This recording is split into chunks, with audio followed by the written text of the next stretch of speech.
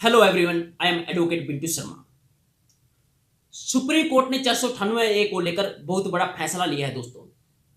Supreme court ने केंद्र को 498 ए में कुछ चेंज करने के लिए कहा है।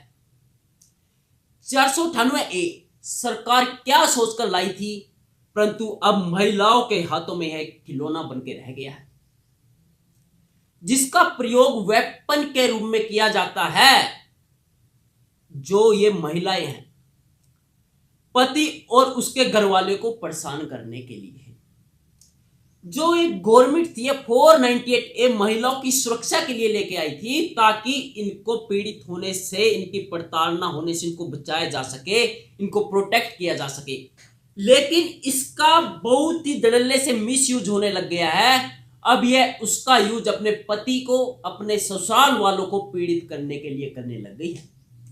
आए दिन किसी न किसी हाई कोर्ट की, कभी सुप्रीम कोर्ट की जजमेंट आती रहती है 498 ए को लेके कि इसका कितने बड़े धड़ल्ले से मिसयूज किया जा रहा है। और हम देखते भी हैं 100 में से 99% यह मामले दोस्तों झूठे पाए जाते हैं।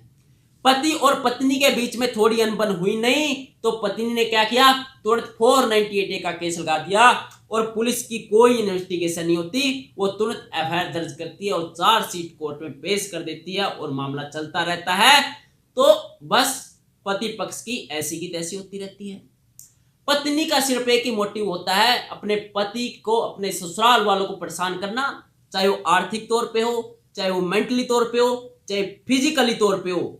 वो कहते हैं ना दोस्तों, मामला तो वो दर्ज करवाती है कि मेरे को परेशान किया गया, मेरे साथ क्रूअल्टी की गई, मेरे साथ जो बहुत बड़ा दुर्व्यवहार किया गया, लेकिन रियलिटी में जो परेशान होता है वह होता है दोस्तों पति पक्ष। सच में क्रूअल्टी तो उनके साथ होती है। इसी आधार पे सुप्रीम कोर्ट ने कहा दोस्तों कि जिस प्रकार 498 ए का मिसयूज बढ़ता जा रहा है, तो भारत सरकार से कहा कि जो आपने 498 ए यानी जो 498 आईपीसी में से कॉपी करके यानी भारतीय न्याय संहिता में पेस्ट कर दिया, जो बीएनएस, जो नए कानून आने वाले हैं दोस्तों 1 जुलाई से, कि इसमें कोई चेंज तो कर देते कि आपने आईपीसी में से उठाया और बीएनएस भारतीय न्याय संहिता में उसको रख दिया।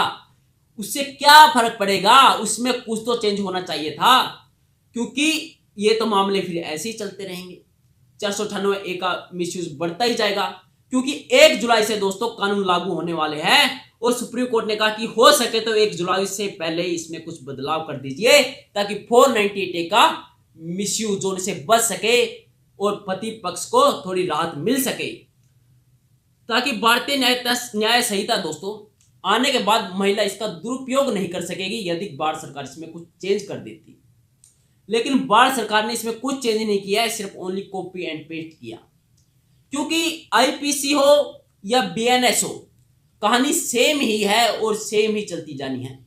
क्योंकि जो आईपीसी में चलता आ रहा था वो बीएनएस में भी चलेगा, इसलिए इस कानून में अमेंडमेंट की जरूरत है।